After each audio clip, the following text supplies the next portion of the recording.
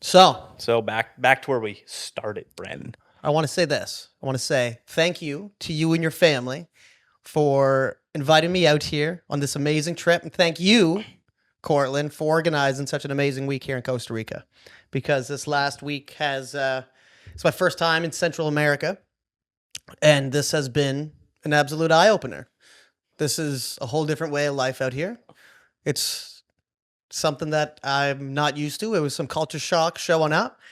And you put together an amazing week of some days of relaxation, but then some days of actually getting out and driving hours around this country. I mean, I feel like I've seen a little bit of every part of it, which is pretty cool for the first vacation. So I just want to say thank you. No worries, man. No, I appreciate you coming out. Like I said, it's, trying to get you out here for the past little bit. We lived back here in 2021 and passport issue, but you know what? You finally made it. So I finally it's good. found my passport. Yeah, Fine. we've been talking about this for a while. We've been talking about this for about 3 years. Well, the first trip we were supposed to go to Bali. That was going to be the plan. It was Bali, wasn't it? Yeah, and then my dog couldn't come, so Costa Rica was like our second option, just because we've been here so many times. So, and I knew it a little bit better.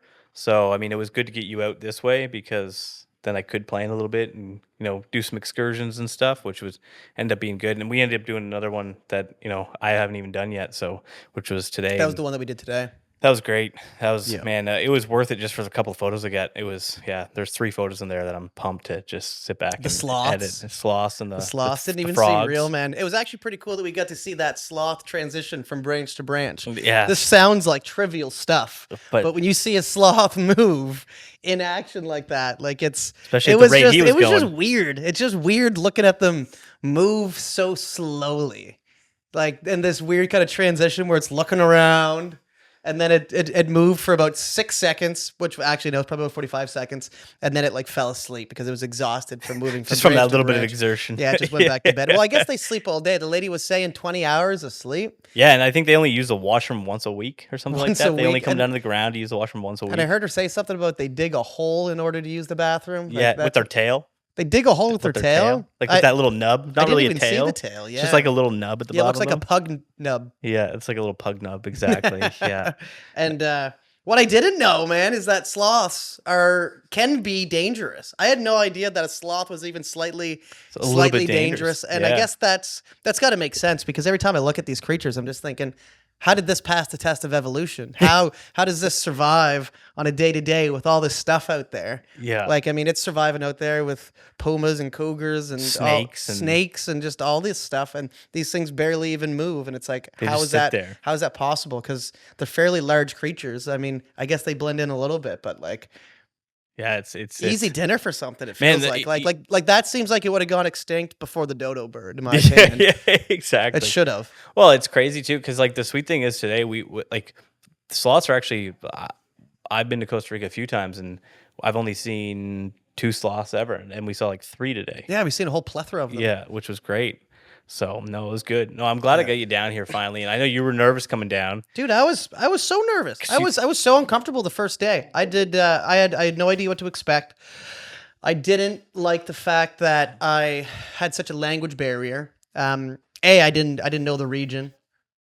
I didn't understand the culture. I didn't know what was going on, and just hearing that this is a third world country, or if we're talking in political correct terms, we can say a developing country. A developing country, that's right. Then I think you were right. I think it's they don't want people to see the natural beauty of what Costa Rica has. And I was saying earlier that I think that people say it's a third world country so that other folks don't want to come here and discover the beauty of it and just come here and kind of like take it over or like just come and enjoy it. I think they're trying to, I don't know. Well, think about it too. Like if you were someone who's running a country, Canada, United States, you wouldn't want your people leaving. So you want to make it look like your country's better than all these other countries, right? You want to put the other countries down because you don't want a mass exodus happening to all these other countries around the world, especially now with having remote working up there and being able to kind of work from wherever you want. Think about how many people. I'm one of them. Like I'm on my way out the door right now, trying to head down. So because I mean, between what's going on right now in our world, I mean, especially I just read something today that they're now predicting in 2024 there's going to be probably an 08-09 incident in Canada. Yeah, I was reading that. because of the housing market. I was reading that too. They've been Because calling the for debt ratio right now, the debt ratio. Jamie, pull that up. Jamie. Pull that up. They've been calling for stuff like that. I guess. I mean, they were saying 2023 could have been the time. Now they're saying 2024.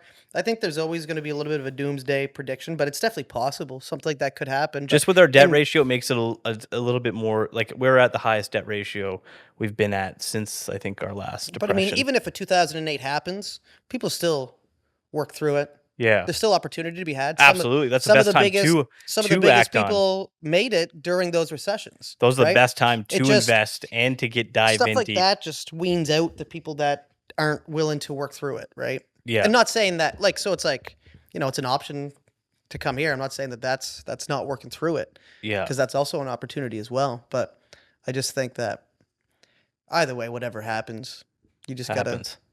I just think there's an opportunity regardless. Well, and I think too, like people are smart during this time. You know, they're gonna look at this time now and be like, okay, this is the time to buy whatever, right? Buy All of it. investments, investment Yeah. properties, anything. As soon as if we end up having a big crash, then that is the time that you want to take anything you have and start throwing it into investments, because that's buy low, sell high kind Yeah. of thing, right? So that's what's going to end up happening if we end up having a It'd be big crazy. crash. I mean, man, if it did, it'd be great. There's a That's ton where of that's where there's a ton of millionaires, people waiting billionaires to are made. buy real estate right now. There's a ton of people sitting on the sidelines waiting. Yeah. If it does crash and things get cheap, being in real estate, I'm kind of set pretty well either way, unfortunately.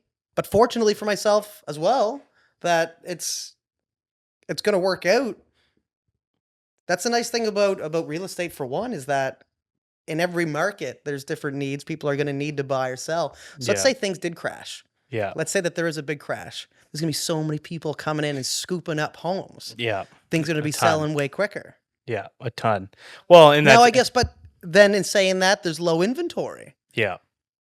I think that we'll see a massive rent, and we're already seeing it, a massive rent surge. People who are going to be able to, they're going to want rentals because they're not going to be able to afford to buy a home, put the down payment down, and You can't I afford mean a that'll home. be You can't huge afford for to rent in commercial. this market. That's true. That's true. Renting But is crazy. But people trying to come up with, they're going to need a place to live. So they're going to need Yeah. to figure a way out, but they might not be able to figure a way out to save up 10, 20, 30, 40, 50 grand for a house, right? Especially in some of the bigger cities, like Toronto, Vancouver, where you need 100 grand down, 150 grand down for a house, right? Because the houses out there are like $1 million. Yeah. So, I mean, that's going to be, so commercial property wise, rental properties, you're going to see probably a big boom with that going on too, right? I was just reading today that Toronto's got some of the most overpriced real estate in all the world.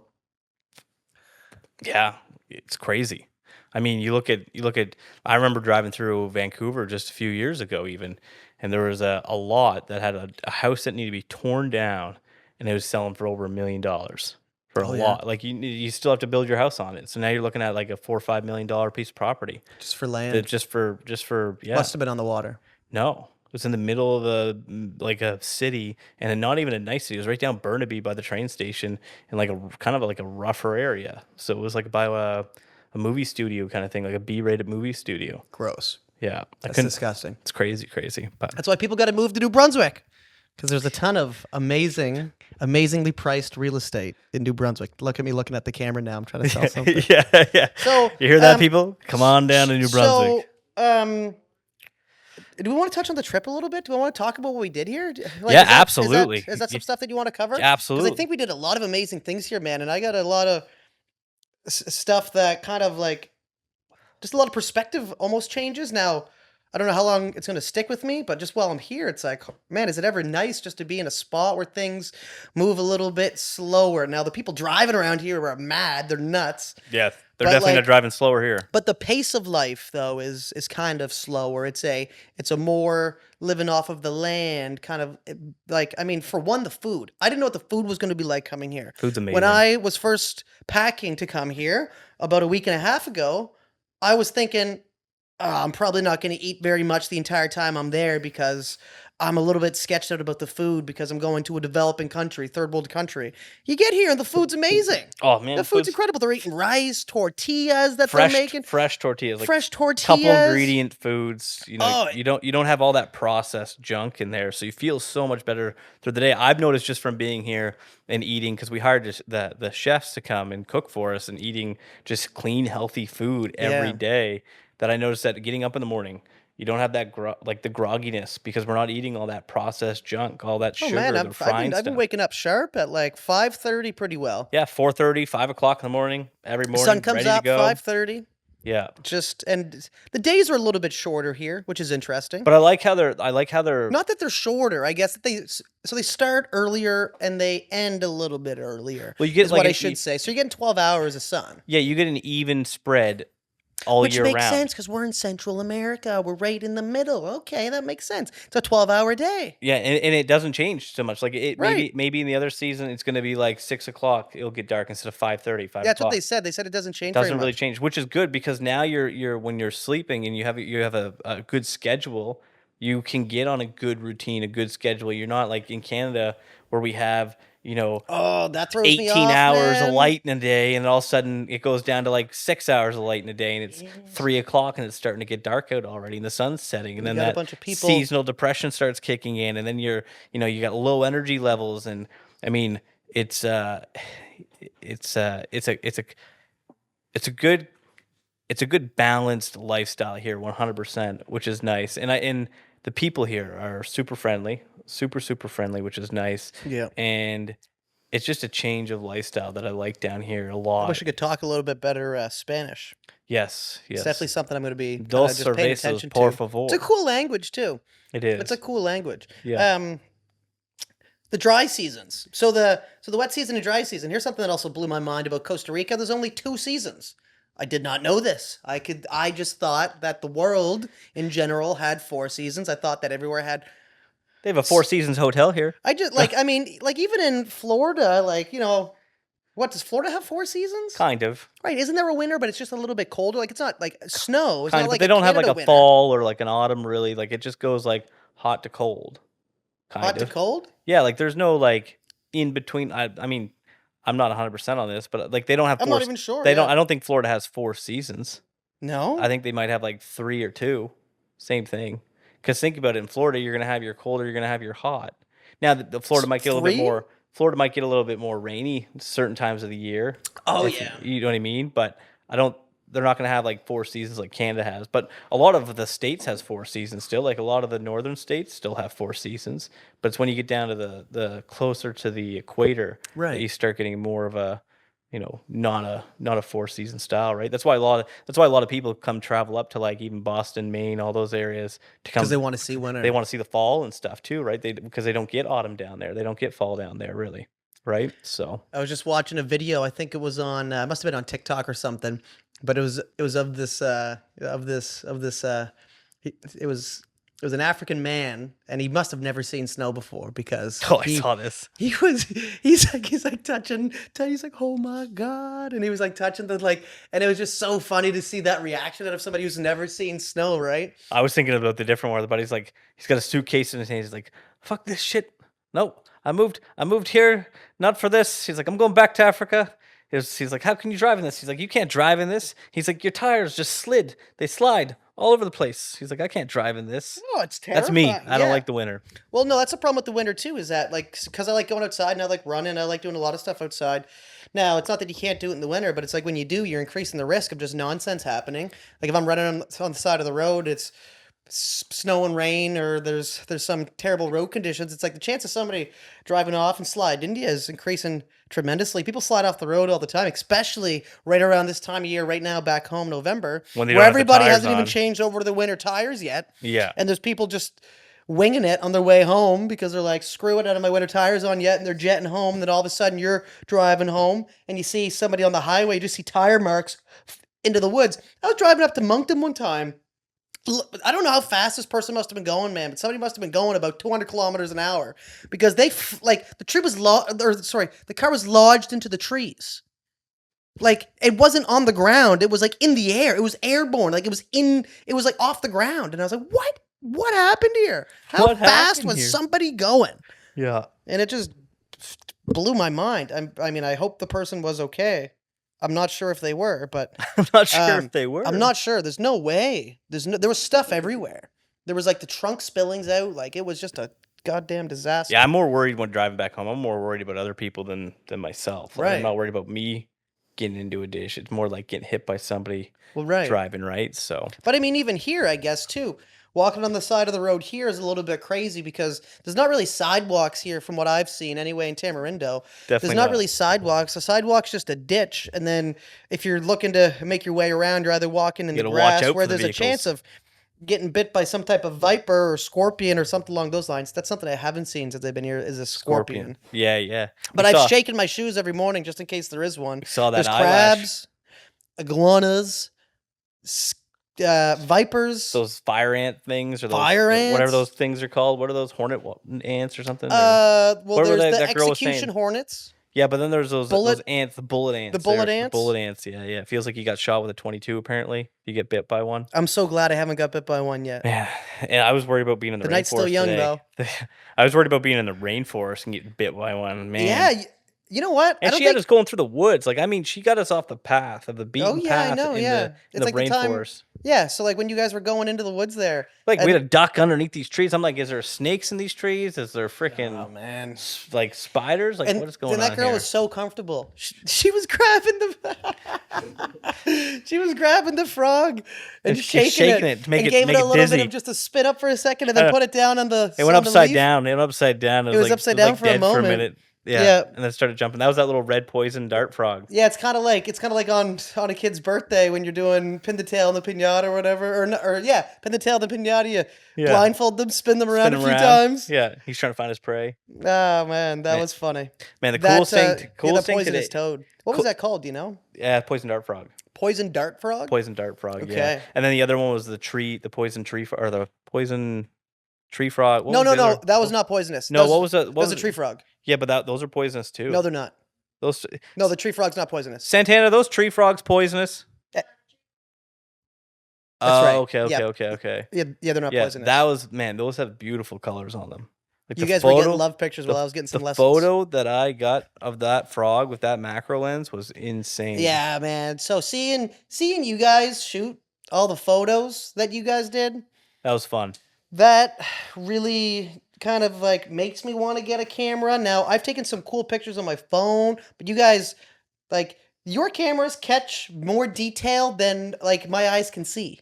Yeah, Like, you're able to zoom in and like see every little bump and detail on it. So that's the really cool part, right? man. And I thought these frogs. I thought all these, like, 'cause my wife was saying, she's like, I've seen all these animals on TV, and I thought they were substantially bigger in person, but they're like, that poison dart frog is like this big. Oh, Like, it was like the size it's of like a penny. a quarter. Yeah, it's like a quarter.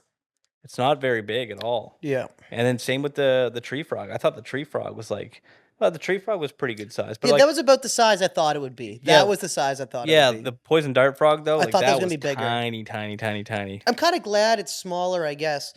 It almost had the same colors as Spider-Man.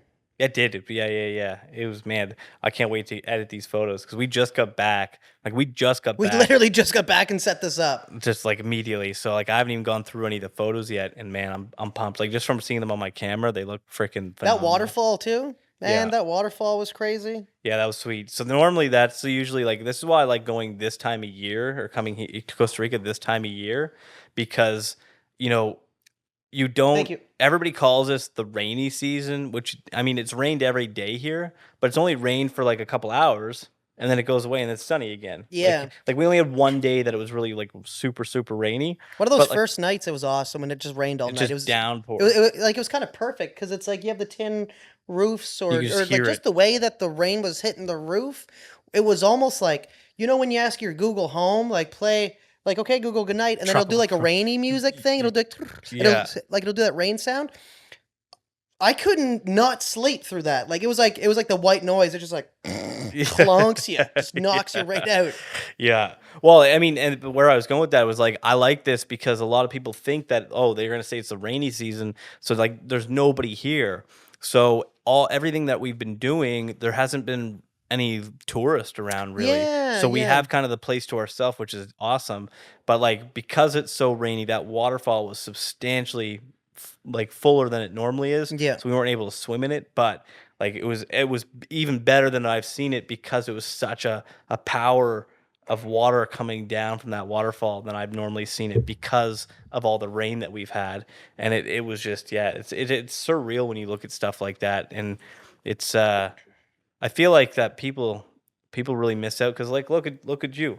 You know, a couple weeks like a week and a half ago, you were panicking coming here. Not I didn't know what panicking, it was like, but you man. were but Well, you no, a couple weeks ago I wasn't even thinking about it, and then I started panicking probably like the 6 hours while I was packing the night before. exactly. And I mean that's a lot of people do because they don't really research, they don't really know what they're just going off of what people have told them Hmm. or what they've been told by our, people around them or the media that this is a third world country and that like or a developing country. So and it's like a lot of people don't know about it and I feel like that's why people need to get out and explore more and actually take some risk and because it's going to grow them personally and it's going to help them grow, like emotionally and physically basically like it's going to help expand their mind, expand their thought process, and really open their mind up to other things, and not just be so tunnel vision on a lot of a lot of ways that people think. Right? Yeah, it So really expands the perspective for me um, on the way that these people live because hearing a developing country now, when I did research, this is one of the like further ahead developing countries. Like it's over the last, I'm not sure, like couple decades, they've really done a lot around here yeah, to put things in place that are making it kind of come out of the developing third world country kind of state. But in even still, you don't know what to expect coming here. And I've had many people message me and say like, "How's the food, man? Like, or are you're you crazy are for you going eating there, good?" And it's like, "Dude, I'm eating amazing. I'm eating like a king. Like like there's like five just star meals, delicious, like delicious meals. I mean, even the breakfast I got today oh for yeah, what?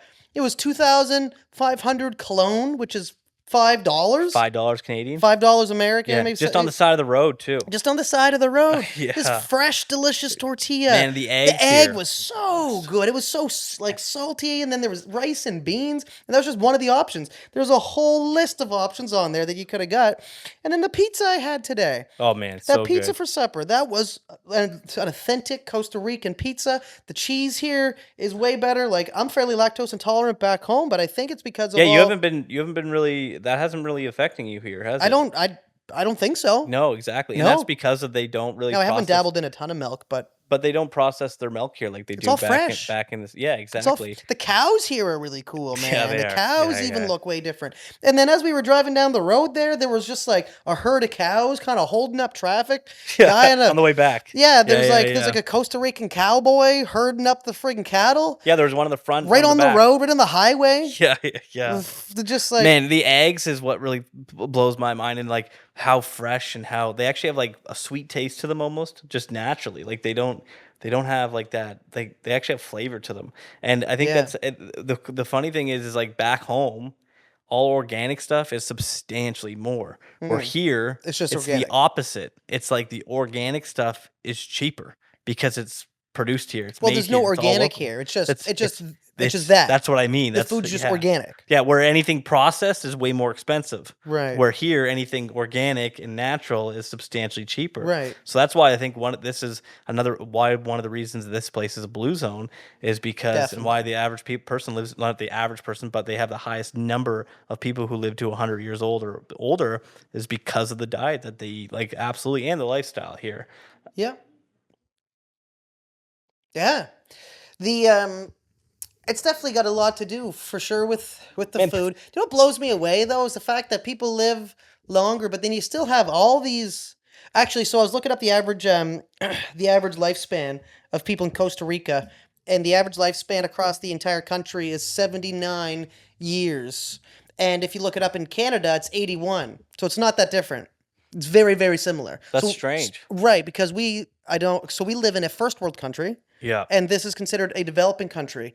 So it's absolutely insane that we have a similar life expectancy, but then they do have the blue zone here. We don't have a blue zone in Canada. Yeah. But what blows me away is the fact that there's so many things that can kill you here for like animals, like the ants. Yeah. I mean, geez, me Googling today sounded like a sloth could kill you if you let it. If you let it, yeah, with those Now, big I mean, sharp at the end of the talons. day, if you let anything, we got bears and stuff like that. But there's just, I mean, so many things that you got to be careful of. As we were walking into our Airbnb, there Saw was a baby rattlesnake. there was some type of rattlesnake sitting Yeah. right there on the walkway. Yeah. And I mean, it's just there, right? And I mean, all these things kind of just linger around. There's really no keeping them out because they just they just seem to get in everywhere. Yeah. But that's all part of the lifestyle here.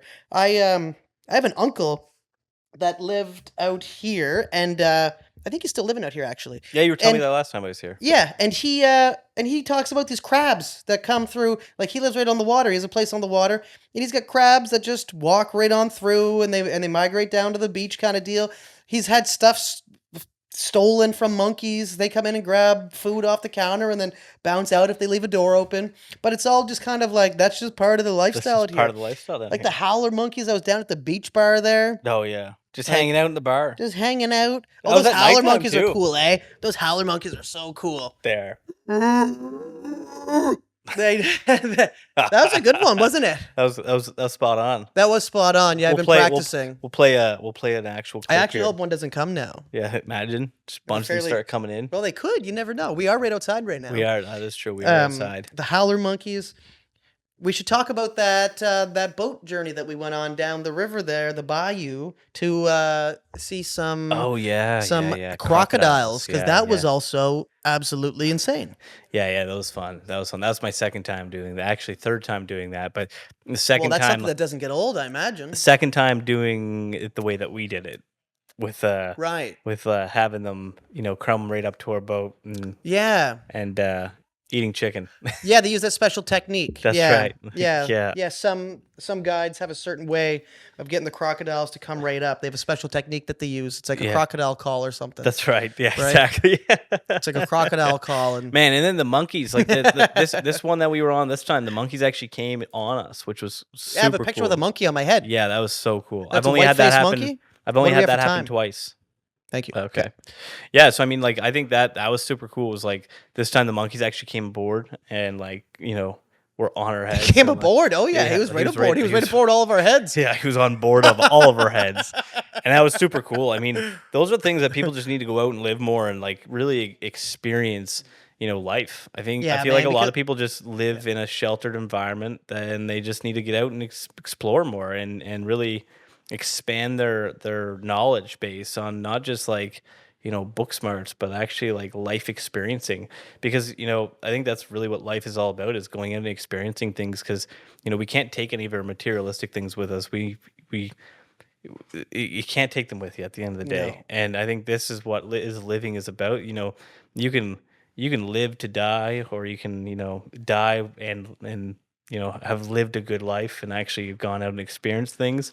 And I think that's what a lot of people miss, and I think that's why a lot of people get depressed, man. I think a lot of I people get think depressed so. because they're just on a wheel. They're just on a wheel going around and around and around and around, and they do the same thing on repeat. They go to these all-inclusive resorts, and it just gets boring. It gets mundane. But actually going out and experiencing things and living, like every time we go to a restaurant here, I'm like, no, just give me whatever you guys would eat. Like I want to eat the authentic food that you guys have. I want to experience the authentic way that you guys do it, because that expands. Like I can go anywhere and go get a burger. I can go anywhere and get anything, right? Right. I'd rather experience what they eat on a day-to-day basis and experience their food. Like the chef that came here on our last night here for the dinner, those ribs, I don't like pork ribs normally. And man, that fat that was on, and I hate eating fat. That fat on there just melted in your mouth like butter, and it was so good. So good. Everything's fresh. Yeah. Everything's fresh. Yeah. Every single thing. The meat's fresh. Yeah. The chicken, the pork, the eggs, the fruit. This lemon, this lime, this orange lime Is that here from today? has blown me. Yeah, this is from. Well, I'm not sure No, if it's from today, but I mean, remember this we is, picked those tangerines this from is today. fresh as can be. We picked tangerines though today, fresh This off is the a tree. lime, and it's sweet. It's sweet, and it's delicious, and it's orange for some reason, and it is so goddamn tasty. I know. It's great. That's why I'm gonna move here for a year and experience it. We're gonna have our baby here, As you know, we're gonna that's be right. having our baby here. So the healthcare system is better here than it is Canada. What blows me away too is like Where are you going to live? I don't know yet. Are you gonna So, go yeah, San Jose? well, we're gonna go outside San Jose for like the first 3 months probably, and then just while we have the baby, and then after we have the baby, we'll stay near San Jose for another month, and then we'll move out. So we'll probably be here around San Jose area for like 3 to 4 months, and then move out towards like the rainforest area because that's where we really like to live. But I mean, that's another thing too, is the healthcare system here is just incredible. I mean, they spend less. So I was reading a stat. It was actually a documentary I was watching on Netflix, but the Blue Zones, and they spend I think it's 10 times less per capita for their healthcare than Canada or the United States does, and they have better healthcare here than the United States or Canada does, which is mind blowing. Well, do you know why? Probably is because they're healthy people. Well, no. So that probably No, helps. Brandon, this is why. So our doctors try to fix it. So our doctors in North America, they try to patch with a Band-Aid all the time. They try to give you prescriptions to fix a problem. Instead of trying to find the root cause of a problem, Yeah. they want to fix the problem with a Band-Aid. Instead of saying, okay, how's your diet? What are you eating? How much are you exercising? What are you doing? What do you do for work? Okay, maybe you need to go out and change some things up. Maybe you're not happy. Like, instead of doing that, Yeah. Costa Rica, that's what they do. They try to That's what you solve need. the problem before a problem happens, or if you already have a problem, they want to find the root cause of that problem. Because if not, that's like taking a Band-Aid or some duct tape and putting on the boat a hole like, let's say if you had a hole in your boat and you know the boat's leaking, you're like, okay, let's just slap some tape on it. Well, yeah, that might work to get you to shore, but then when you go back out on that boat again, you're still gonna have that hole there, and eventually that tape's gonna wear away, and there's not much you can do until you actually fix that hole in that boat. And that's what our healthcare system does in North America. They just want to put duct tape on that hole. Yeah, and then we don't have health care. We have sick care. Yeah, We have sick care. yeah, So exactly. Because it's almost encouraging people to stay sick. So it's, oh, you don't feel good? Okay, well, here's a medication. Here's a prescription. All comes you have down to dollar. anxiety? Here's a prescription. And it's like, maybe you have anxiety because there's things in your life that need to change. That's right. Maybe you just don't drink enough water. Maybe you're not eating properly. Maybe your right. sleep is all out You're of not whack. exercising Maybe you're in a enough. job that is absolutely miserable and you need to change. That's your body telling you, it's your nervous system telling you that you need to make a change. Because I know any time in my life, I've gone through different waves of being depressed, of being anxious, and any time I am, it's normally because I need to make a substantial change, and it's not comfortable to do that. But then when I do it, I feel tremendously better. Yeah. And I've tried my best, and I've never gone and got prescription drugs. Yeah. Instead, what I'll do is I'll do things like I'll exercise, I'll go to drink water, and I'll go to the gym, and I'll try to, like,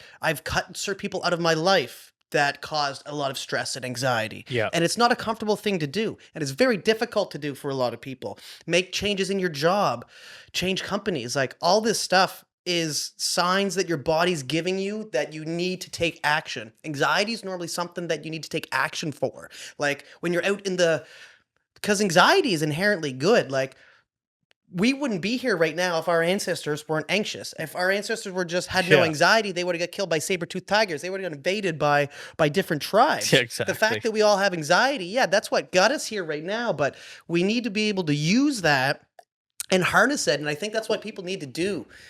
There's a big wave of this all through social media of people talking about doing difficult shit, of doing ice baths, like the Wim Hof breathing method. Like even just learning how to breathe properly is a huge game changer. There's so many things that we're kind of realizing about the human body now, and so many things I think that have changed in our society where now we need to adjust the way that we are living our life, because before we were living very physically hard lives, and now it's not in our society because everything's so easy. The food's already there for us. We go to the grocery store. If you're working an office job, chances are after the age of 30, you're never even going to run again in your life. Unless you're like running to the bus or some shit. Like most people stop exercising and stuff like that. I think that causes a lot of health issues. Well, I think too that like a lot of people that are are stuck in these office jobs, that's where their anxiety and their stress comes from, right? Because then they feel like they have these golden handcuffs. They can't move, they can't go, they can't change anything because they feel like I don't know how many times I've been told by people like, oh, well, I have kids. I can't make that risky job. I can't make that risky switch. I can't go do that. I can't go do this. And it's like, Yep. so they get these set of golden handcuffs on them or they're kind of stuck. And I think anxiety and like you were saying was good and stress is good, but there's a certain type of stress that's good for you. Like running a business, for example, you you get through stress every single day. There's like new obstacles every single day. I feel like that you're overcoming and it's a hurdle every time. And but the difference is that the stress that happens on me is I can solve that problem. Right. So once that problem's gone and solved, then my stress for that problem goes away. So then Yep. there is no more stress on that. But when you're at a job 9 to 5 on a freaking hamster wheel all the time and you're stressed out because you hate your job, you don't like what you're doing, you don't want to be doing what you're doing, eh, that stress never goes away because you can't solve the problem. So if there is no solution to the problem that's causing your stress, then that's bad because that's going to Terrible. cause you, shorter lifespan. Where if you have, that's what I think in Costa Rica too, like in these places that have blue zones, that they have stress in a run of a day, or they have problems that need to be solved in a run of a day, but their problems get solved in that day. It's not a constant, problem that they have. And their problems, what I mean by that is like, they're like, okay, I have to get up today and I have to go, you know, collect all the eggs for the chickens from the chickens. I have to go, herd the cows. I have to go cut the grass. But those are all things that get solved and completed. There's actually a completion to that task, which then that anxiety and that stress goes away at the end of the day. Yeah. And you're not carrying that into the next day potentially. And I think that's where doing a 9 to 5 job and if you are stressed out at that and you can't cause that to go away because you're stuck with those golden handcuffs because you have a family, you have a house, you have a mortgage, you have car payment, you have all these bills, then you get super stressed out, then you get depressed, and then you die super early you just live a miserable life Which because of normally why leads to dying early. which normally leads to dying early. And it's just because people aren't willing to make that leap. They don't believe in themselves enough to make that leap. Yeah. And it's something that people need to like think that you only live once, right? Like the worst thing that you can do, it's like Gary Vee said, he's like, the worst thing that I would want to have on my deathbed is like, what if? Yeah. What if I did this, or what if I didn't do this? And that's like the big thing for me is like I don't want to have that what if. I'd like to do it, then I know. And then because there's always going to be a job back home. There's always Oh going to be yeah. there's always going to be job openings for whatever you're doing. They have hundreds of those jobs no matter where you're at. And I think a lot of people too get stuck in the place that there's like St. John's a perfect example of this because so many people complain Yeah. about their current situation, but they don't want to change their current situation. They'd stay in St. John, but instead, it's like, okay, well, we have all of Canada. You can go work anywhere you want. Yeah. But people don't want to make that leap. People don't want to make that jump. And Yeah. it's like, okay, well, then you have nothing to complain about because you've now made your bed and now you got to lie in it. Because there's a different bed you can go lie in if you were willing actually to go and get up and move. Do you know what I mean? And it's like, that's something that I think a lot of people. I think one of the best things that I could have done and it was door to door sales. I think that was like the best thing that I think everybody like my kid is definitely going to do a summer of door to door sales for sure because it teaches you not only like people skills, but it also teaches you like a lot of life lessons. Like it teaches you a lot of things like, rejection. I think you need rejection. Like look at anybody who's done anything in the world. How many times have they been rejected? Yep. They get But you have to rejected. get comfortable with that. You have to get comfortable with because losing's just a part of life. Absolutely. Losing's just going to be a part of it. I- I mean, you want to reduce the amount that you're ever going to be rejected, but at the end of the day, in sales, it's normally a numbers game. Absolutely. And there's just going to be some Everything's people who aren't ready for that everything's a product numbers game. yet. Everything's a number game. You do anything enough times, you're going to succeed, right? You throw a basket, you could suck at basketball. Yep. You throw that ball enough times at that hoop, you're going to get it in eventually. Yep. It's Wayne just a Gretzky numbers said, game. You're going to miss 100% of the shots you do not take. That's right, exactly. Well, and two, like I feel like people get comfortable being comfortable, but people need to get comfortable being uncomfortable. That's what they need to do. They need to get Yeah. comfortable being uncomfortable. Absolutely. And that's how I live my life. Is I get comfortable being uncomfortable because I enjoy doing. Even though I don't want to do that, I know that I need to do that because it's something uncomfortable. And if I didn't do that uncomfortable thing, then I'm not growing. I'm just staying the same. And if your mind's not growing, then your mind's dying. Like you're Yep. slowly dying if you're never growing. Yep. And it's interesting that you say starting the door-to-door sales, because sometimes I find too, to build momentum in your life, the best thing to do can be just starting physical activity. Hmm. For so for me, and I know for a lot of people, that if they just start like getting up and doing some exercise and you start building up these little wins, or just like Jordan Peterson says, make your bed. Doing something that builds little wins. These small little things you start doing and building confidence with yourself. And that's a big part of it, is building the confidence within yourself. Because you said something that people don't have the confidence in themselves to make that change. So it's like, well, why is that? And it's because they don't have the trust in themselves to actually do what they want to do or say they're going to be able to do. And it's like, well, why don't people have that confidence, or why don't they trust themselves? And I think a big reason in that is that people end up lying to themselves, or they'll say, like, let's say, for example, what I'm talking about, exercise. I'll say, like, you should probably exercise every single day. And people might say, I'm going to start tomorrow. I'm going to start doing it tomorrow.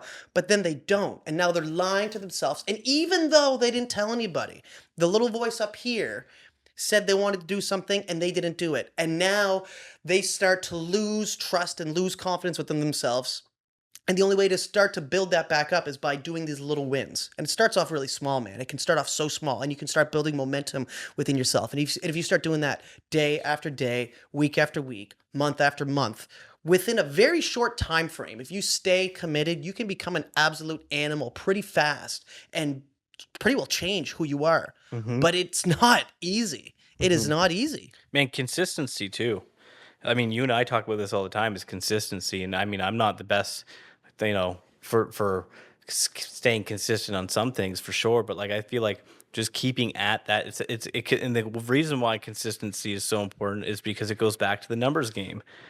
Staying consistent, posting YouTube videos, for example, or posting content, you stay consistent at that all the time, eventually something's going to happen. You just have to stay consistent with it. You can't, you got to post.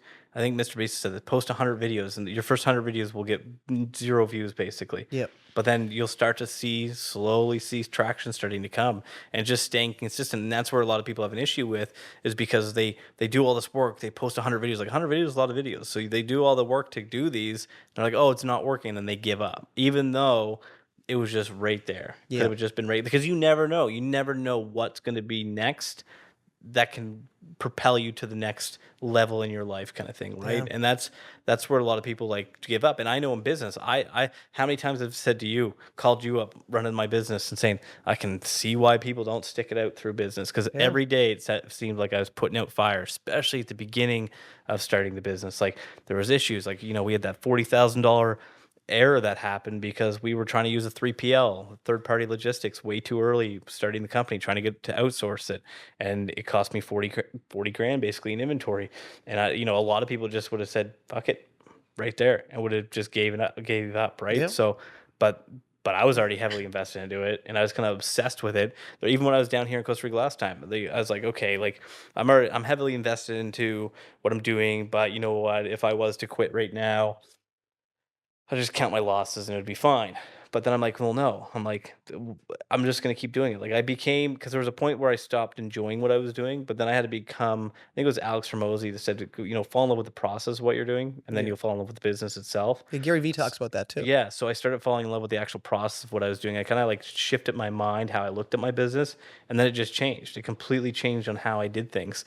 And I think that's a big thing, is just staying consistent and pushing through those hurdles, because if you don't know what door opens next, will be the next level to where you want to go, kind of thing, Yeah. right? And It's the number one common denominator amongst anybody that's successful, is the fact that they're extremely consistent and they find ways to be extremely consistent. And I think Seth Rogen said this before too. He said if you're not consistent, the chances of you making it to where you want to make it are extremely slim. But if you are consistent, even if you're not good, but you're consistent, there's a chance. It's a higher chance that you're going to make it to where you want to Definitely go. a higher chance than someone who's not being consistent. Exactly. Absolutely. Exactly. And just by being consistent, it doesn't mean that you're going to get to where you want to go, but it's going to But you're going to be better off. drastically increase the odds that it's going to happen. And chances are you're going to get better by doing it more and more and more. Just like posting videos, just like making videos for one. I mean, when I first started doing it, it's fairly hard. It's a fairly hard process. Like I should be outsourcing a lot more of stuff that I do. Yeah, you should I do all my thumbnails. I do all my editing. I do all of that stuff myself, and I still like to at this point because I'm still early on in it. But at some point, it's not going to be sustainable. And to get more consistent, I think I'm going to have to find a way to outsource that and to trust somebody else to start doing it. to do the editing. But- And that's something I want to work on as well. And but it's just like that at first was extremely difficult. And there's a few times that I just got so frustrated putting work in and then having little technical issues because then you got to learn technology and there's all these other things you have to learn, you have to overcome.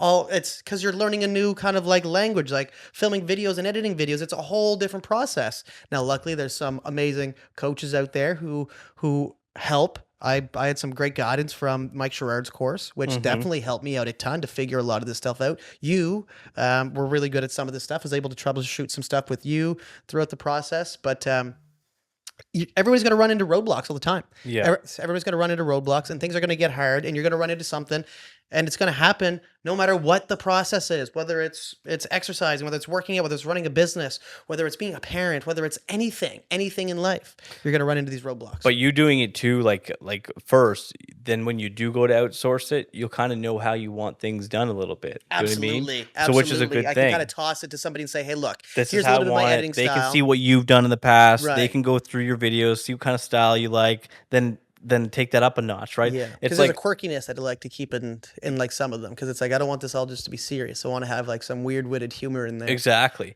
Well, and it was like too, like I said to my wife, I said, you know, I it'd be nice if we started our business with 500 grand, 250 grand in the bank. Of course. And but you know what? I'm it's a double-edged sword because I'm glad I didn't, because I wouldn't have gone through the shit that I went through to know that because what would happen if that happened, and let's say I started my business with $250,000 in the bank, I would have hired a sales rep, I would have hired a graphic designer right away, I would have hired, you know, an assistant, I would have hired a warehouse manager, I would have hired, you know, probably 5 people right off the bat, and then when things would have gone tough or things would have got hard, I wouldn't have known that was not hard. Do you know what I mean by that? Like, Right. you know, the hard that I've gone through because I've had to go through so much stuff, starting out with almost no money with the business, Yep. that I had to go through and dig through.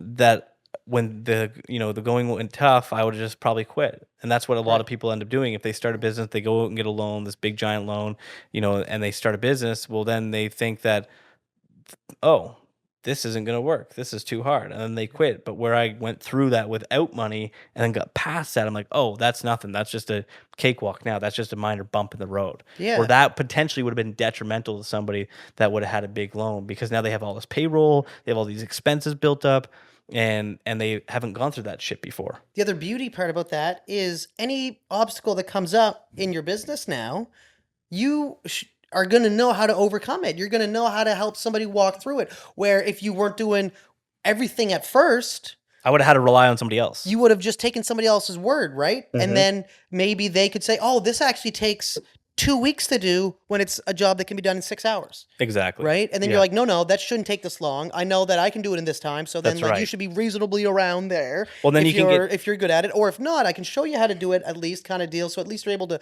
walk people through so that it makes Or I can show you the process of how I want it done. process, right? It's Yeah. like you've been wearing all the hats from the beginning, right? Yeah. And I know through scaling that it's going to change a little bit, but it's something you have to do. And I think most people starting off with a business, they don't have $500,000. They don't have that amount of money. You have to kind of be very resourceful. And I think is actually what makes somebody that's going to be successful is is the fact that they're able to start off with minimal resources and make a lot of things happen, so that when they start to get more money, more capital, then they're able to be much more resourceful and use that money even smarter. Well, and starting out a business too, doing everything yourself at the beginning, you like were saying that you know how to do those things that you will want done. So then you'll also be able to know if you're getting ripped off. If you go out to go get someone to build out a website Right. or do that graphic design work, and they say it's going to take 8 hours to do a couple posts, you're like, no, Right. that can be done in 2 hours. Right. Like if they're going to be billing you for that, it's like, well, no, I know what that's cost, so I'll find somebody else. So Yeah. then you'll end up saving your business money too in the long run because you know how long things take or should take to get done. Absolutely. So it's yeah, I think it's a like I said, it's a double-edged sword. I'm glad that looking, if I was back then, someone said, "Hey, here's 250 grand in your business," I probably would have said, "Yes, let's do it for Of sure." course, who wouldn't? But now, if I knew what I knew now, then I would have been like, "No, I'm good. I'll do it myself." Right. Right? And I'm glad I did do it myself this way because it would have been, you know, who knows where it would have been right now, right? Exactly. So, but yeah, man, I think back to Costa Rica. I think that the tour we went on today, that was what did you think about that? Like because you've never been like to give some context, the only place that you've really ever traveled to is like an all inclusive. Yeah. So, well, no, Outside of Canada, and the I United was in States. Cuba. Yeah. So, was that an all inclusive? That was a resort. A little bit. It was a resort. Did It you was a stay bit at of an a loose. Airbnb or did you stay at an apartment? Like what did you It was do? like a 3-star resort on a beach. Okay, but it was like- still a resort. No, it was. There was like cockroaches and stuff inside it. But it was man. still a resort. The building was still a resort. Yeah, it was a resort. yeah, yeah. like it but was it was in Cuba. Yeah, it was in Cuba.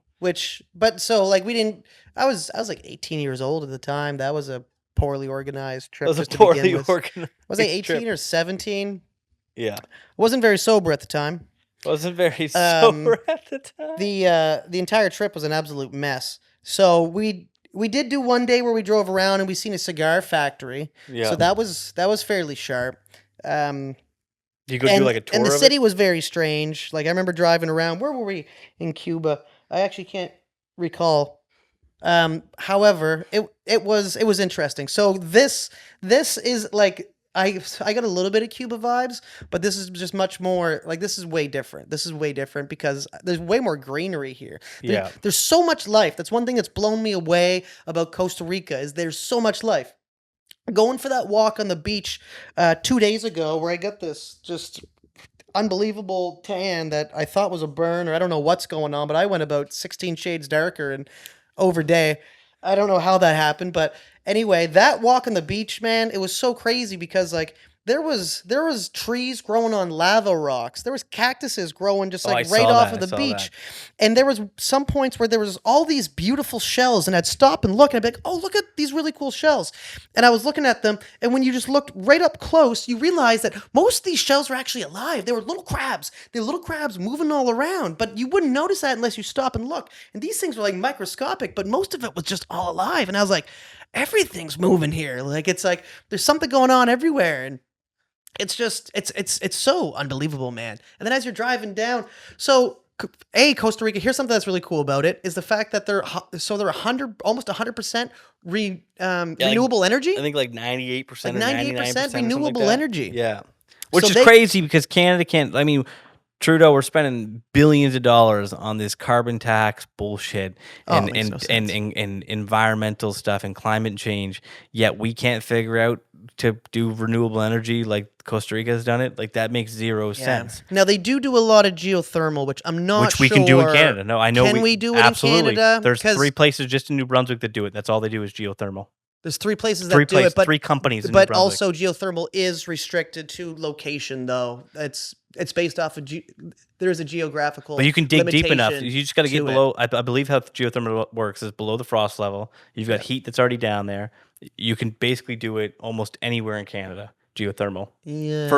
for urban houses, not commercial, obviously, but for urban houses, you can almost do it on every house. My house out in Skyview can do it. I already had someone out there. They said, yeah, we could do it. Be a lot of money, but you can get it done. Yeah. So I mean, in my subdivision, we can get it done. We'd have to get an engineer on here. This is above my pay grade. Yeah, but no, the company that came out, we had that maritime geothermal. There's like a company called Maritime Geothermal out in New Brunswick, and they Yeah, came out but to the house and they said we can get it done. Every house in this subdivision, they said they could get it done. I was like, why doesn't everybody do this in New Brunswick? And they said it's just cost. They just don't want to do it. So you're saying they could do geothermal? So like it would take them off the power grid? Or what are you Take them talking about? yeah, take them off power grid. That's why they don't want to get it done because it comes down to money, right? Once you get that done, it's like solar. Yeah, everything's kind of monopolized. That's all it is, right? That's what it comes Everything's down monopolized. to. So I mean, it's like that. Why can't Canada figure it? We got wind, we got water, we got highest tides in New Brunswick. Well, they try to figure that stuff out. Actually, Try? there was companies from I think it was Halifax that put massive turbines in the water. Yeah, so where we live, we have the highest tides in the world with the Bay Yep. of Fundy. The tide rises and falls. I think it's somewhere. What is it? 80? I think it's around 80 feet, 40 feet. It's something crazy. I should know this. I used to be a diver. But we have the strongest tides, and people put these turbines in the water, and they've spent millions and millions of dollars putting these turbines in there. And when they put them in to try to harness the power, the tide just eats them up. Rips through them, destroys them. Now, also too, the fishers were getting all upset. Everybody always complains. There's always somebody putting their hand up every time something happens in New Brunswick, some new Yep. development. If there's any possibility of anything, there's somebody complaining. But I think that's Well, anywhere. now it put Irving Oil out of I think business. that's anywhere. They're not but- out of business, but they Man, if somebody could figure out a way to harness the tides, like I've seen the cool things, those they put them on like piers, and it's like these hydraulic arms that just like rise and fall. Have you seen those? It's like these Yes. square Yep. things, and then you get a bunch of them, and then as the waves are going, that's kind of making like this kinetic energy that's going on. There's got to be ways Looking that this up people right can now. figure this out. looking this up right now because yeah, those are what I was thinking about. Not the turbines, but there's actually like those things that go up and down in the water. Those ones there, and yeah. those create energy. We have enough water around us to have that as one power source. Like Costa Rica doesn't just have one power source. They have wind turbines. They have water. They have I don't know how geothermal. useful those wind turbines are. Anybody I talk to about that stuff says that those are pretty useless. Like it's Don't know. costs- Costa Rica has a ton of them, and that's like where a lot Yeah. of their power comes from is wind turbines. a lot of it. Yeah, I feel like a their lot of it power. comes from geothermal. Then they just started doing, not just started doing, but they have solar here. So they have solar, they have geothermal. Solar would make sense in the dry season. So they have solar, they have geothermal, I was they outside have for a the day. water.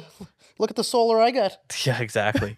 So they have solar, they have geothermal, they have wind, they have water. They have 4 different sources of energy that are coming in. We can do the exact same thing. It doesn't make any sense why we don't have.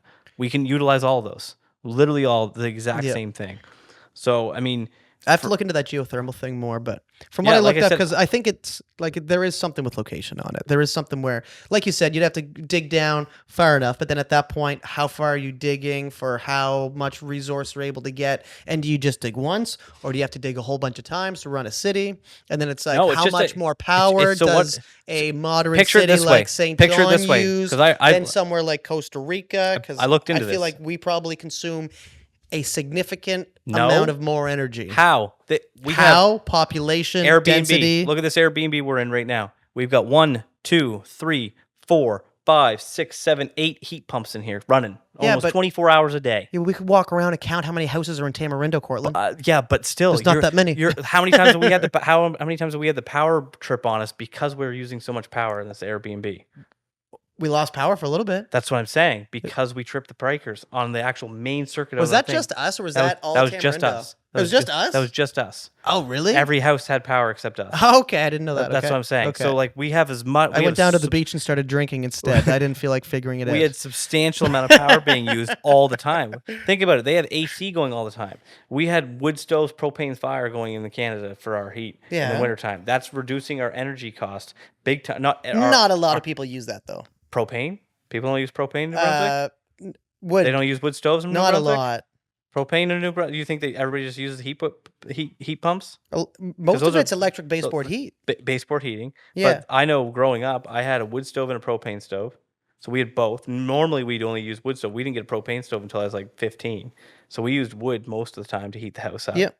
And then we had a baseboard heating, but you're not having that heat run. We don't have AC running in the summertime all the time usually. No, there's only about 4 days in the summer you'd need it. That's right. So I mean, the consumption on power. I mean, I don't think But if you were to look at landmass size and population density and per capita, I think we'd be using a very similar amount of electricity I don't think so. I feel like we compared to. use much more I'd be curious to see. because I'd be there's curious to see what the power probably, bill on this place is. especially like, I don't know. Everybody's plugging something in. Everybody's plugging something in where we're at. Everybody's got something plugged in. There's a lot more power. I feel like being used. We're all plugging in high power, charging phones, charging cars, That's all charging light power. charging all Cars Yeah, is it's a lot. all it's all Cars it's a all. lot. Yeah, The new freaking EV cars is a lot of power. And Yeah, it's I don't funny because understand. they're How do powered they by plan- diesel. They're powered. A lot of them are those power stations are powered by like a Cummins diesel generator. So you're using gas to charge your electric car. I know. Like it doesn't make any sense. No, it doesn't. And then make you sense, then you man. look at like you have. It only makes sense when it comes down to the dollars. It only makes that's- sense. That's It right. only makes exactly. this No, sense. only if it makes sense, it makes sense. Right. That's literally it. Only if Right. it makes sense, it makes Right. sense. And The that's carbon why. tax. The carbon tax is the stupidest Well, thing you I've go ever across the heard. border. Look, we experienced it just the other day. We went over from Canada, literally New Brunswick, across the border, 15 minutes into the border, and we've got gas that's half price. Yeah, It's just taxes. and the homes are also half price And the too. gas comes from New Brunswick in Yeah. Maine. So it's like, how does that work? Like that doesn't make any sense. Trudeau, how does it work? Show us your wallet. That's right. Show us. Pull that up. So here it is. People can capture geothermal energy through geothermal power plants, which use heat from deep inside the earth to generate steam to make electricity. Geothermal heat pumps, which tap into the heat close to the earth's surface to the heat or provide heat to buildings. So where can be geothermal? Where Yeah, check to see Let's if that see. actually works, Can and see if it's something that's geothermal a be used viable anywhere? energy source for Anywhere in the world, geothermal can be used. anywhere in the world. Anywhere in the world. So why don't we use geothermal? I was looking up something, and there is some type of restrictions. I don't have my phone on me because I'm using it to Says, record. But almost anywhere in the world, geothermal heat can be accessed and used immediately as a source of heat. This heat energy is called low temperature geothermal energy. Low temperature geothermal energy is obtained from pockets of heat about 150 degrees, 302 Fahrenheit. So can geothermal power be used anywhere as a possible use? Okay, let me see. Let's pull this up. yeah, So these are 5 common geothermal energy myths debunked. So I don't know if I'm like let's see what this says. I'm curious. Because I know I called that company out. I think it was called Maritime Geothermal or something like that, or East Coast Geothermal. Yeah. Out in New Brunswick, and they came out. So to what are our they going to house. do? Are they going to show up like with a big Excavator? well drilling No, rig? they have to go. They have to excavate the entire land, and it goes underneath your house, your foundation of your house. So it actually goes. But where's it underneath getting any heat from the ground? There's a frost layer. We have a frost layer, so underneath the ground, our wells don't freeze. Like, but how deep are you talking? How deep's a well? Depends. It depends on That's right. where the water comes from. Sometimes wells are 20 1,500 feet. Sometimes Sometimes they're are 100 feet. 200 feet. Same with geothermal. The exact same thing. So it depends on how far you have to go dig. I believe how far you have to dig to get under there. Our well doesn't freeze. We're on your house. Your parents' house is on Yeah, well water. yep. That doesn't freeze. If that was the case, Yeah. your well water would freeze. So that's warm down there. Yeah. So it's gotta that's be heat coming somewhat through. warm. It would have to be warm. Yeah. It's not cold down there, or else Yeah. we'd have freezing water, or else our pipes wouldn't work down Yeah. down for that, right? So I wish my freaking internet would pull up. This is right on Energy Gov. And the other crazy thing, speaking of internet, is how much internet they have here.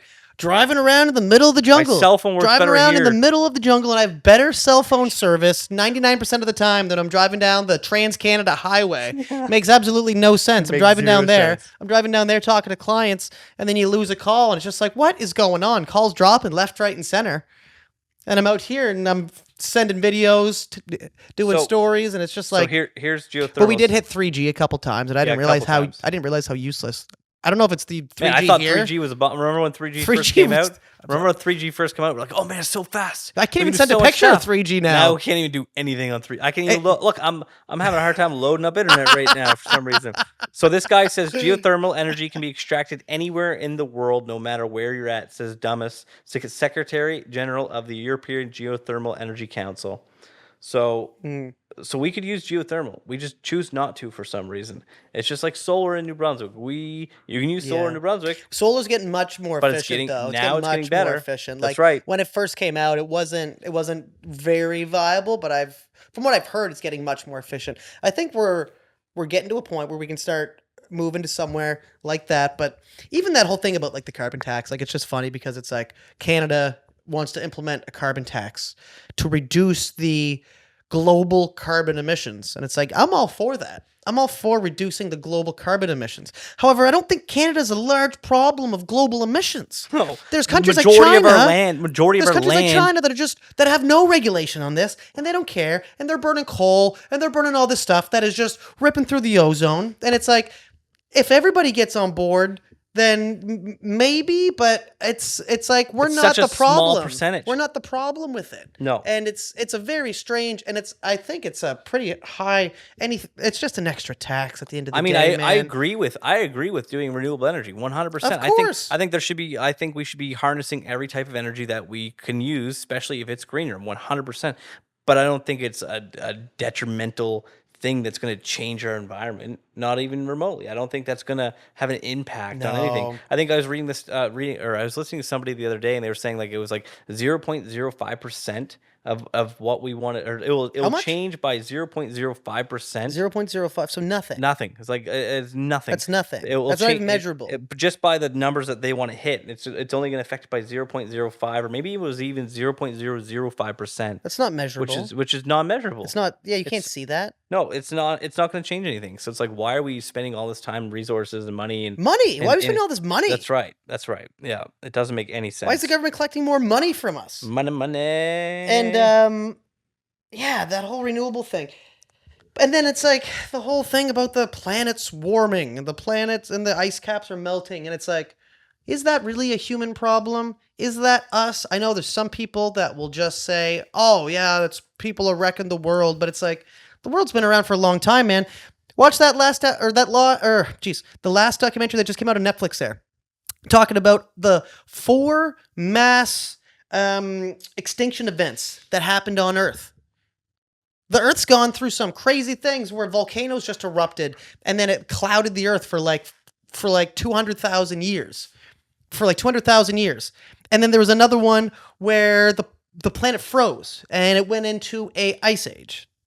And there's been all these mass extinction events that have pretty well wiped out every piece of life on Earth. And yet we're sitting here, and there was no humans then. There was no humans. But we're sitting here saying that, oh, we're the reason the Earth's doing this. I think that we're living on a massive floating rock that has that is an organism. At the end of the day, the Earth is like this living organism itself. If you watch like Earth over the seasons, you can almost see it breathing with like how during the winter the ice caps get a little bit bigger and then they get smaller in the summer, and that's almost like the Earth doing like a breathing rhythm. And we're living on this massive organism, and we're sitting here and we have the audacity to say that we're the reason that it's warming up because we're driving around in some cars. Like, it's just absolutely foolish. Doesn't make any sense. And like, okay, so I finally got the geothermal thing pulled up here. Okay. My internet, I had to get closer to the building. We're too far away here, this villa. Okay. So it says geothermal energy works by harnessing heat from the Earth's core. It's typically used for heating and cooling buildings. Hot water or steam from underground reservoirs is used to generate electricity or provide direct heating. Geothermal systems are most efficient in areas with high geothermal activity, like certain regions in New Brunswick, Canada, which is where Cronk Nutrients is based. However, geothermal systems can be used in many places globally, but their efficiency varies. So their efficiency will vary, but it can be used anywhere in the world. It says like local Right. So then local the efficiency, geothermal yeah, that's what I was resources. wondering about. So it says that installing a geothermal system for a home, for example, resolves a couple steps. So first they come out and do a site assessment, which is what Buddy came out and did to me. But then they do a drilling or trenching technique, which depending on the system type, open loop or closed loop, holes are drilled deep into the ground or trenches are dug to place pipes or loops that will circulate the heat transfer fluid. Heat pump installation, an indoor heat pump can be used with this geothermal. And then it says it goes through ground heating exchange, ductwork, controls, operations. So it can be used anywhere. So it just depends on where you're at, how efficient it is. And that's why it's important, I think, to look at multiple sources of renewable energy. So if you had a geothermal system done to your house with solar on top of it, I mean, you wouldn't need to be on the power grid at the end of the day. right? You wouldn't, because you're going to have the solar that's going to be generating energy for the batteries, and it's going to store energy for the batteries when the geothermal is not being as efficient, for example. So I mean, and that's when it comes down to the dollar and cents. It's not making if it's not making money for the government, especially New Brunswick. Our government, our NB Power, New Brunswick Power, it's ran by the government. Yeah. So I mean, that's going to lose the government more money, and they don't want that. Well, it's kind of funny that, like, you know, now here we are in this technological world where we figured out so many things and we have these beautiful vehicles that are driving around. But now it's like, we need to get rid of these. We need to find like other sources. And it's like, well, people had this figured out 200 years ago. It's called horses. It's called horses. Horse and buggy. Horse and buggy. But the Amish. Like I said, I don't think personally. Now listen, I'm not a scientist. I'm just a guy sitting here in Costa Rica. I'm a real estate agent, and I'm talking about. What are we talking about? What are we talking about over here?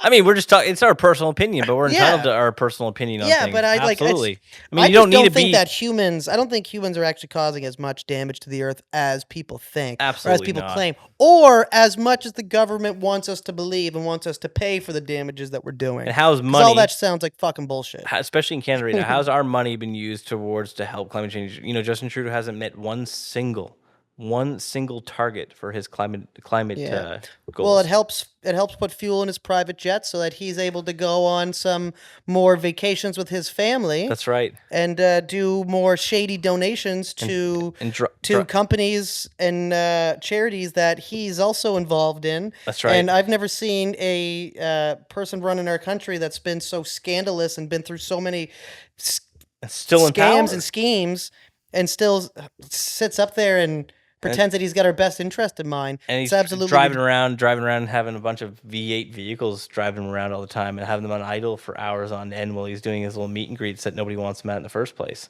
So it's like it's so hypocritical. It's so hypocritical of whatever what they're doing and what the people that are running our country are doing with this whole climate crisis change and our climate crisis that they're trying to tax us for and restrict access for. It's a control thing. That's what it is. It comes down to a control thing. They just want control. Absolutely. And they want a reason to be able to have people on board to control them. It's about control and power. That's it. And they want to take as much power away from us in the form of currency so that we're stuck on the rat race of needing to go to work and pay. The amount of taxes people pay is absolutely unbelievable. I was listening to someone talk today, actually. It was Andy Frisell, and he made a really good point. If everybody paid 10% tax, let's just say everybody, flat rate, all across the board, no matter how much money you make, from the people that aren't getting taxed right now to the people that are getting taxed out the yin-yang, everybody pays 10%, there would be all kinds of money to make the country run. Absolutely. There would be all kinds, and it wouldn't be that detrimental to everybody's income. No. It would not be that crazy. No. If you make $30,000, that's $3,000. If you make $300,000, that's $30,000.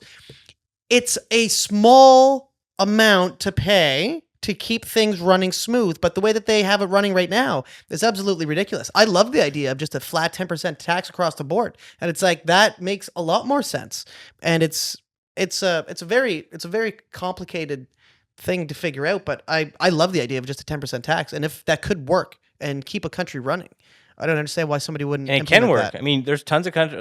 There's a lot of countries that are tax free, that have no taxes. Yeah. They just have sales tax and all that stuff. I mean, and you look at Canada, you have there is nowhere should the government take more money than what you make. Why in Canada is a top tax bracket like 53-54%? It's crazy. And then plus on top of that, so after you get your tax, let's say you clear, 200 grand, or let's say a number sake, let's say you make $1 million a year, okay, and you clear now 540, let's say, because, or not even, you'd clear 460. Clear 460 after $1 million. If you were on a salary job and you had no write-offs, nothing like that, you clear 460, 54% tax bracket. It's ridiculous. Then you have your sales tax on top of that. Then you have your gas tax, carbon tax. You have all these other taxes that add up onto that. So at the end of the day, you're getting like 25 cents, 30 cents on the dollar. There should be nowhere should you That's ever criminal. The government should ever be collecting more money than what you're working towards. People don't realize that Slavery never gone. Hasn't gone away. Slavery hasn't gone away. Nope. Slavery is still here. We've just are now freer slaves at the end of the day. Because if we don't pay our taxes, you go in Canada, you don't go to jail. But if you don't pay your taxes, you start getting charged interest. Then you have to pay back. Then they can garnish your wages. And it's like you're working like property. This drives me insane. Property taxes. You'll never own it. Stupid. You don't own the property then because if you don't pay your property tax, guess what? We were talking about this tax lien sales.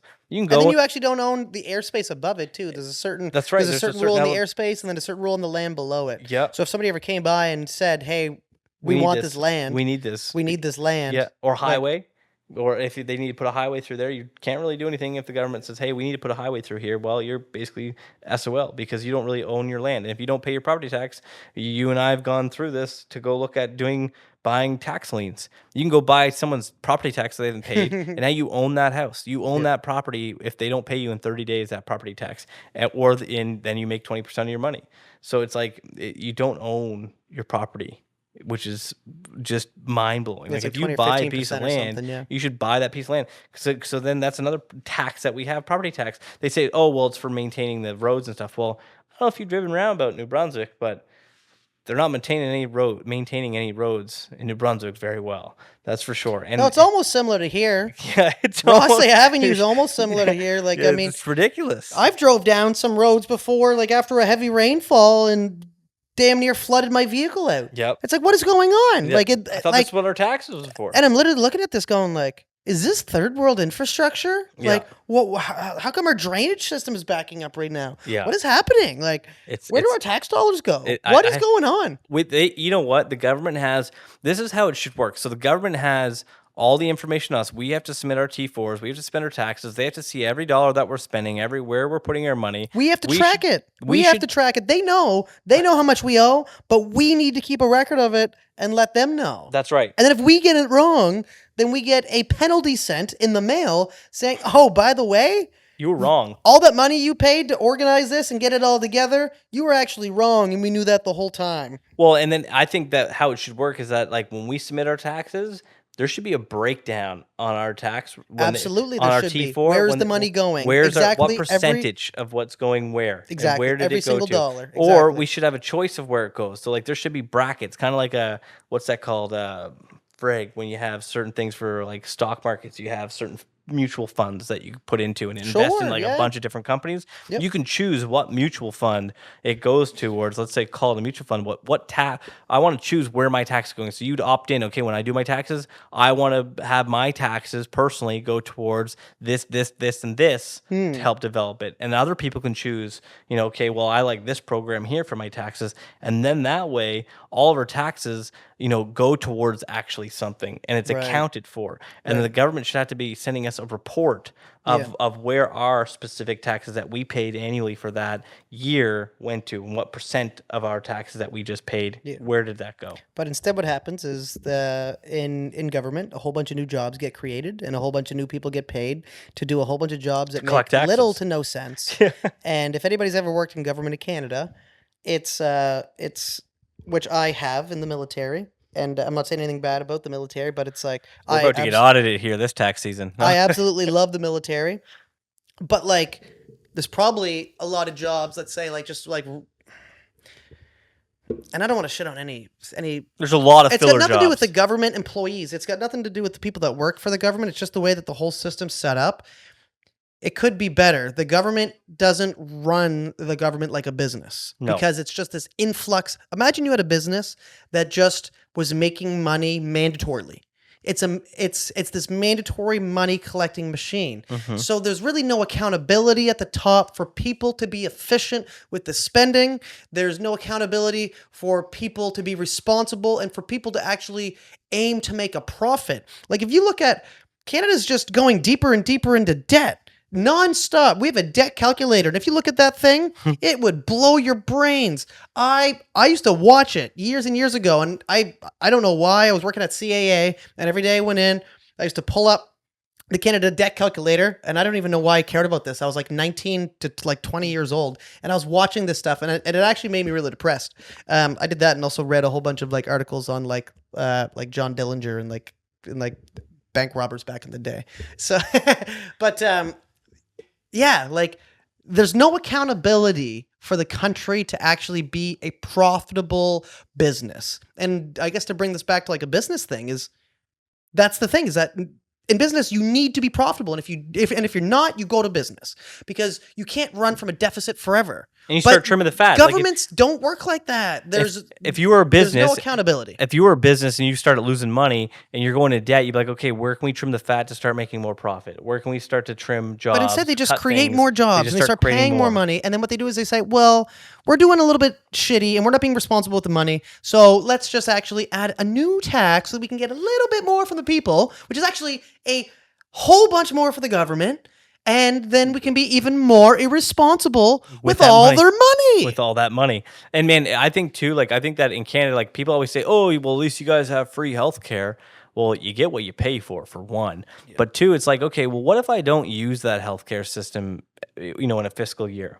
Why don't I get a tax credit back? Because I wasn't abusing that tax. Well, I wasn't abusing the healthcare system. I should get some type of tax credit back for not using the Canadian healthcare system, because I didn't put strain on the healthcare system, but then they reward people that they go in with like a cold and they're like, oh, I need to go to an emergency. Like, man, when I was a kid, I was thinking emergency room. Okay, people are going to be in there like with their arms chopped off. There's going to be freaking people in there that are in car accidents. We go into the emergency room in St. John. It's people with colds half the time. It's people that just have the flu and they're in the emergency room. Why are you in an emergency with the flu? And then they keep abusing the system, and it doesn't make any sense. Why do we have to pay for that? Like I was doing the math on it, and like 33% of our taxes go towards healthcare. It's supposed to go towards healthcare. 33? I think it's 33% or 28% of our taxes are supposed to go towards because healthcare. I don't know where it's going. Neither do I. I have no idea where it's going.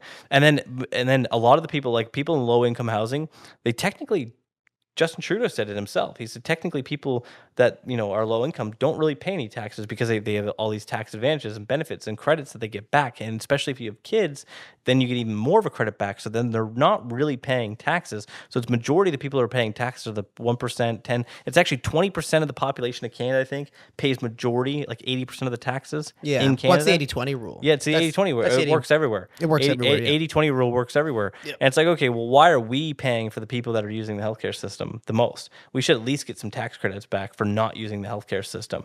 It doesn't make any sense. Or at least this doesn't make any sense to me. Why don't we have at least the option to pay for private healthcare? And if we do pay for private healthcare, we should be able to write that off at the end of the year because we didn't use the public healthcare system. So that means we get a tax credit back. Let's say we're paying $500 a month for our private healthcare. We can go to a doctor and actually get treatment and not wait 3, 4, 5 years for a life-altering surgery. Well, we should be able to get tax credit back for that. Why isn't that an option in Canada? Why can't we have that option in Canada? You know why? It's because the doctors, all the good doctors, would go private because they get paid better and they'd actually care about what they're doing. But you go into a freaking hospital in New Brunswick and it's like an episode of the ER. They just think it's a freaking sitcom in there, and they just want to they just want to gossip the whole time. They actually don't care about their patients at all, at all. I asked to go in. We were getting an ultrasound done with Santana the other day, and I'm like, am I coming in? And she got mad at me, and she's like, no, we're gonna take her in first. I'm like, what's the difference if I'm sitting out here in the waiting room or sitting in there while you're doing your thing with Santana? That doesn't make any sense. You weren't allowed to go in? I wasn't allowed to go in until the very end to see the ultrasound. And I'm like, that's odd. That's super strange. And it's like they don't care in New Brunswick. There's definitely people that do. There's definitely people that do. For sure. Care, though. But it's very far between. I think there's probably, because you have to. It's a paycheck for a lot of them. You have to care. Some people who cares? Some people care. You know who cares? Some people care. You know who care? And it's the foreigners. The foreigners care more. When I get a foreign doctor, I am much happier because they appreciate it. They actually appreciate doing the job that they're doing, and they don't take it for granted. Where the doctors that are born in Canada and they went to school, med school, got a loan out, and went to school, they just take it. They don't. They take it for granted. I think a big part of that problem is just the whole system in general. I think it's the whole healthcare system is broken. To go back to the original thing that we were saying, they're just prescribing things, right? It's not actually geared towards figuring out ways to actually get people. It's sick care. You're taking care of sick people. It's not healthcare because you're not looking for people to be healthy. I don't think our society is designed for people to be healthy. If it was, I feel like the FDA or whatever our food processing or food regulation organization is in Canada. Is that the FDA? We have the FDA in Canada. No, that's in the States. Yeah, that's American. So whatever it is. Canada Food Agency or the Canadian Food Whatever it Agency. is. Yeah. They would be much more strict with the stuff that they feed people. Absolutely. Because there is so much junk out there that's allowed to be eaten. And the problem is that all that junk is designed to be addictive and it's designed to be tasty and it's designed for you to just go through this mouth pleasure of buying a bag of chips and just eating the entire bag. All that crunching. Man, and then all this burst of flavor. And then you're getting this burst of dopamine going on. And then you're just falling in love with this stuff. And before you know it, the entire bag's a chip is gone. And then you're eating gummies and candy. And all this goddamn McDonald's junk. and fast food. And it's like that just should. It's like it shouldn't be so available and blueberries, it's so cheap and it's so easy and I think I know where you're going. Yep. It's more expensive to buy healthy food. That's the problem. Yep. The healthy food is more That expensive. shouldn't be the case ever. And that's where, going back to what I said about Costa Rica, you get healthy food here, it is cheaper compared to the junk food. And that's how it should be because it shouldn't be more expensive to go out and buy a pack of blueberries than a pack of Skittles. Yeah. That doesn't make any sense. Blueberries grow organically, naturally, without any effort, any processing. To make those Skittles, it takes 100 different ingredients. To make that blueberries, it takes a tree. It takes a bush to grow those blueberries. But actually, and some when you water. think about it, though, to get the blueberries to us, though, it's actually quite the process. But we could just start because growing them in somebody's Canada. got to farm it, and then that farmer's got to grow blueberries that aren't getting eaten by all kinds of things, and they also get riddled with steroids because they're selling them by the pound. So now we're talking about GMO. So then now it's more beneficial to pump up the fruit that we're eating with all these steroids because they're coming in larger quantities. It's like strawberries. Like you're getting these monster mutated strawberries that got like 6 heads on them. And we're just going,